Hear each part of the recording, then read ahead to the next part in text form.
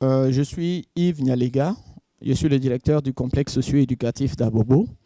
Le complexe socio-éducatif, c'est une structure de base du ministère de la Femme, de la Famille et de l'Enfant, qui met en œuvre donc toutes les thématiques qui sont en lien avec la promotion des droits de la femme, la protection de la femme, la promotion de la famille en tant qu'entité de base de toute société et la promotion et la protection des droits de l'enfant. J'interviens aujourd'hui donc sur le thème des violences faites aux femmes. Pour parler des violences faites aux femmes, il faut parler de façon générale donc des violences basées sur le genre. Les violences basées sur le genre qui sont l'ensemble des violences faites à une personne en lien avec les responsabilités et les rôles donc, que la personne a dans la société. Les violences basées sur le genre peuvent donc en ce sens toucher et les hommes et les femmes. Mais la thématique donc, des violences faites aux femmes touche particulièrement donc, aux femmes. Donc ce sont les violences qui sont exercées sur les femmes en raison justement du fait qu'elles sont des femmes. Voici donc ce qu'on peut dire en termes de définition sur les violences faites aux femmes. On est maintenant sur la typologie. Quelques exemples de violences faites aux femmes. Des exemples sont légion. Les exemples peuvent être en lien avec le viol. Ces exemples peuvent être en lien avec les agressions sexuelles, les agressions physiques ou même les agressions donc, psychologiques qu'on appelle les violences psychologiques. Qu'est-ce qu'on appelle viol? Le viol, c'est donc le fait d'avoir donc, tout rapport sexuel avec une personne sans son consentement. Donc, à partir du moment où il n'y a pas de consentement donc, de la femme, on est donc dans une situation de viol, donc absence de consentement. On a également ce qu'on appelle les agressions sexuelles. C'est le fait donc justement de léser une partie donc, du corps de la femme. Ça peut être en lien donc, avec les organes génitaux externes. Voilà. Et puis, il y a ce qu'on appelle également l'agression physique. L'agression physique, donc, c'est le fait d'infliger les blessures physiques à la personne. Donc, taper une femme, la gifler, lui verser de l'huile sur le visage, ainsi de suite. Tout cela fait partie des agressions physiques. Et il y a derrière également ce qu'on appelle donc les violences psychologiques. Le fait d'injurier, d'insulter, de donner des noms donc avilisants à cette personne, c'est tout cela qu'on appelle également violence psychologique. Et puis, il y a également ce qu'on appelle les dénis de ressources. Le fait d'empêcher une femme d'avoir accès donc, à un service, à une opportunité. Le fait d'empêcher un enfant d'aller à l'école, une petite fille d'aller à l'école, c'est un déni de ressources. Le fait de dire à une femme qui a droit à l'héritage, donc de ne pas avoir donc, une portion de l'héritage parce que simplement elle est une femme. Et ces cas sont légion donc, dans nos différentes sociétés. Au-delà donc, de cette typologie générale, il y a ce qu'on appelle donc des catégories. Donc dans ces catégories, il faut voir ce qu'on appelle les violences conjugales. Les violences conjugales, ce sont des violences exercées par un partenaire intime. Donc un partenaire intime parce qu'ils sont dans une relation, un partenaire intime parce qu'ils ont été dans une relation. Donc toutes ces violences qui s'exercent dans ce cadre-là s'appellent des violences conjugales. Donc à l'intérieur, il peut y avoir donc ce que j'ai cité tout à l'heure, donc le viol, les agressions physiques et tout ça. Il y a également l'autre catégorie donc, qu'on appelle les violences domestiques. Ce sont des violences donc, qui s'exercent donc, dans le foyer, dans un domicile. Et donc, dans ces violences, donc, toutes les violences que j'ai citées tout à l'heure peuvent se retrouver à l'intérieur. Et il faut citer également les violences en lien avec le numérique. Avec le développement aujourd'hui donc, des technologies de l'information et de la communication, il y a beaucoup de violences qui s'exercent, le harcèlement, ce qu'on appelle également le sextortion. Donc, ça veut dire extorquer des images ou faire chanter quelqu'un à travers des images, ainsi de suite. Donc, c'est ce nouveau type donc, de violence qui existe. Et puis, on va terminer par ce qu'on appelle les pratiques traditionnelles néfastes. À l'intérieur de ces pratiques traditionnelles néfastes, il y a ce qu'on appelle le sorora. Le fait de dire à un monsieur donc, qui a perdu son épouse d'épouser donc, sa sœur, et le fait de dire à une femme qui a perdu son époux d'épouser donc, le frère donc, de son époux, et puis ce qu'on appelle également les mutilations génitales féminines, qu'on appelle habituellement excision. Et puis les crimes d'honneur. parce que justement dans la famille on est fâché contre quelqu'un ou quelqu'un nous a fait du mal, on décide donc de sacrifier quelqu'un, une femme. C'est tout cela qu'on appelle des crimes d'honneur. Donc au-delà donc de la typologie que j'ai citée tout à l'heure, les viols, les agressions sexuelles également, il y a différentes catégories que je viens d'énumérer qui constituent donc les violences faites aux femmes. Si on doit évoquer les causes et les facteurs favorisants, les causes concernant les violences faites aux femmes, donc les causes, il faut puiser donc leur origine dans les inégalités de genre, dans le pouvoir, l'abus de pouvoir, parce qu'on sait que nos sociétés sont des sociétés fortement patriarcales, donc où les hommes donc, gèrent tout. Donc, voici les causes profondes. Au-delà de ces causes, il y a des facteurs favorisants. Les facteurs favorisants, ce sont des facteurs donc, qui exacerbent donc, ce phénomène. Au cœur de ces facteurs favorisants, il faut citer la question de l'analphabétisme de plusieurs femmes, qui sont ces facteurs-là, justement, qui les empêchent donc d'avoir un regard sur leurs différents droits. Il y a également le fait que, pour beaucoup de femmes, elles sont liées financièrement donc, à leurs hommes, qui exacerbe cette situation. Et puis, il y a également la question de la peur, de la stigmatisation, parce que même quand la situation survient, lorsque dans certaines sociétés, elles saisissent les autorités ou les communautés, les gens ont tendance à régler ces situations à l'amiable. Et c'est autant de facteurs donc, qui maintiennent plusieurs femmes dans cette situation de violence. Pour aborder la question maintenant des conséquences, il faut dire que les conséquences peuvent être autant physiques, psychologiques et avoir donc une incidence donc, au niveau de la communauté. Au niveau physique, c'est les blessures donc, qu'on remarque. C'est également des maladies ou des infections sexuellement transmissibles. Ça peut même conduire à la mort au niveau physique. Au niveau psychologique, il y a beaucoup de traumatismes. Au niveau de ces femmes-là, la peur justement de se remettre en mariage lorsque elle a été victime. Donc, il y a des traumatismes et tout ça qui peuvent survenir. Et puis, au niveau communautaire, naturellement, il y a des situations qui peuvent conduire à des crises communautaires.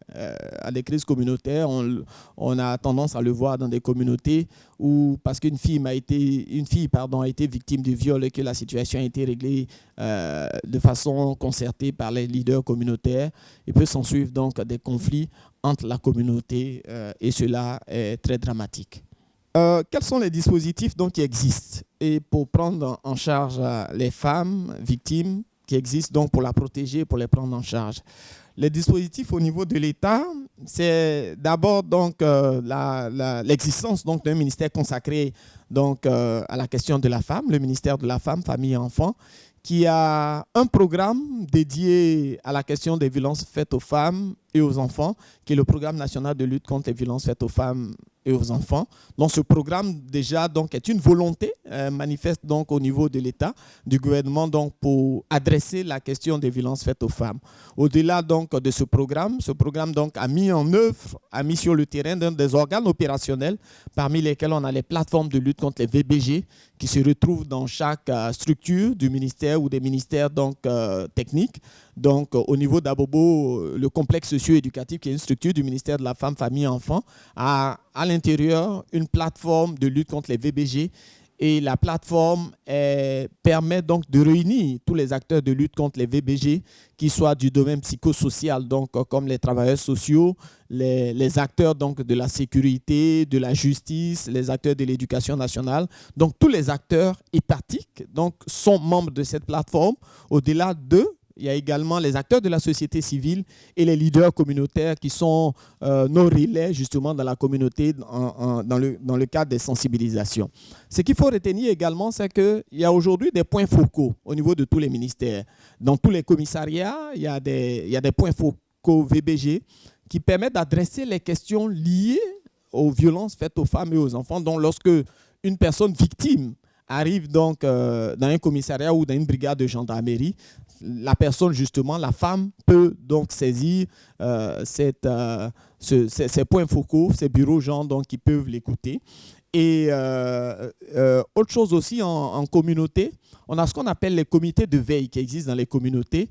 Et parce que les leaders communautaires qui sont sensibilisés à cette question, justement, installent des comités de veille. Donc, ce sont eux-là qui sont les mécanismes d'alerte lorsqu'une situation survient dans un quartier qui, justement, saisissent les instances. Et on a également au niveau législatif donc, un dispositif qui existe. Je vais citer par exemple l'ordonnance d'éloignement qui permet à toute femme victime de violence dans son foyer, dans son ménage, de le signaler donc, au juge des affaires matrimoniales pour qu'une décision d'éloignement soit prise, pour que celle-là ne soit pas maintenue donc, dans son foyer. Donc il y a toutes ces structures qui sont là pour écouter la personne survivante, la femme, mais également pour la prendre en charge en cas de survenue. Mais au-delà de cela, il y a ce qu'on appelle la ligne 1308. C'est une ligne directe, une ligne verte qui permet à toute personne sur l'ensemble du territoire de signaler un cas de violence faite à une femme ou à un enfant. Donc le 1308, une ligne verte qu'on peut contacter à tout moment. Donc voici autant de dispositifs qui existent pour signaler, mais également pour prendre en charge lorsque ces situations sont naturellement avec l'importance des structures comme les complexes socio-éducatifs. Qu'est-ce qu'il faut faire pour lutter contre les violences basées sur le genre? Ce qu'il faut faire d'abord, c'est d'abord de signaler. Signaler suppose que toute personne qui a connaissance d'un cas de violence faite à une femme ou à un enfant peut le signaler devant une structure, un centre social, un complexe socio-éducatif ou devant un commissariat, une brigade de gendarmerie ou devant un leader communautaire. Donc, peut signaler. Donc, on se doit d'être, je vais le dire en griffe, le policier de notre voisin. Parce que si une situation survient à côté, que vous n'avez pas pu aider donc, la personne qui est en souffrance, d'une manière ou d'une autre, vous serez tenu complice donc, de la situation, vous n'aurez pas sauvé une personne. Donc, vous êtes tenu d'alerter, de signaler le cas. Et aujourd'hui, tous les acteurs de prise en charge savent qu'on peut signaler un cas sans dévoiler son identité. Donc, dans un anonymat. On demande également que les personnes survivantes ou les victimes puissent dénoncer. Oui, il faut briser le silence. On a eu coutume d'entendre certaines femmes qu'on a reçues dire que comme c'est mon mari et que c'est le père de mes enfants, qu'est-ce que je vais faire? Qu'est-ce que je vais devenir? Si je le mets en prison, je serai mal vu. Alors que derrière, c'est des meurtres. L'année dernière, on a souvenance qu'une femme a été tuée ici à Bobo par son ex-conjoint. Donc, il faut donner un seuil pour éviter qu'on en arrive donc au féminicide. Il faut également éviter d'avoir recours au règlement à l'amiable. Les questions qui, dans nos communautés, sont passées sous silence, ce qui se passe dans la maison, on se dit souvent que ça doit rester entre les quatre murs, alors que ce sont des vies qui sont mises en danger. Il faut éviter justement qu'entre chefs communautaires, entre leaders communautaires, on s'asseye et qu'on décide du sort d'une jeune fille qui a été victime de violence. Donc, il faut éviter que ça soit un cabri, une bouteille de liqueur qu'on donne, un morceau de pagne pour contenter la famille. Il faut éviter ce genre de choses. Il faut également sensibiliser les communautés sur la nécessité du changement de mentalité parce que aimer une femme ne veut pas dire la violenter. Et selon l'imaginaire populaire, certaines femmes diront parce qu'il m'aime ou bien parce qu'il me frappe, donc il m'aime. C'est faux parce que malheureusement, le cycle de la violence va faire penser à certaines femmes que le fait de frapper, derrière, donc, il y a de l'amour. Donc, il faut sensibiliser les communautés sur la nécessité de dénoncer sur ce qu'on appelle les violences faites aux femmes. Il faut également réprimer les auteurs pour que ce qui se passe entre les quatre murs, même quand c'est le mari qui est l'auteur, il faut que cela soit réprimé. Et nos forces de l'ordre sont aujourd'hui sensibilisées à cela pour que les violences domestiques ou conjugales soient punies au même titre, parce que c'est des violences au même titre que toutes les autres violences. Donc, ce n'est pas parce qu'on a un lien, donc, il y a un lien entre l'homme et la femme, justement, que cela donc, est une excuse absolutoire. Donc, il faut réprimer les auteurs. Et puis, pour nous, l'appel qu'on voudrait lancer, c'est l'appel à la mobilisation autour de la question. C'est vrai, les habitudes ont la peau dure et peinent à changer parce qu'on est dans des sociétés qui ont longtemps vécu comme ça. Il est bon qu'on puisse changer de mentalité et évoluer vers une société davantage inclusive pour les femmes parce qu'elles sont un élément, elles sont autant importantes que les hommes. D'ailleurs, le dernier recensement de recensement général de la population et de l'habitat fait que nous montre que les femmes, donc le nombre de femmes arrive à concurrence avec celui des hommes. Donc les femmes sont aussi importantes, autant importantes que les hommes, et elles ont leur place dans le développement de la société. Et aujourd'hui, les postes de responsabilité sont occupés par les femmes et elles donnent des résultats probants. Donc je voudrais nous appeler tous donc, à être des acteurs de lutte contre les violences faites aux femmes et aux enfants. Je vous remercie.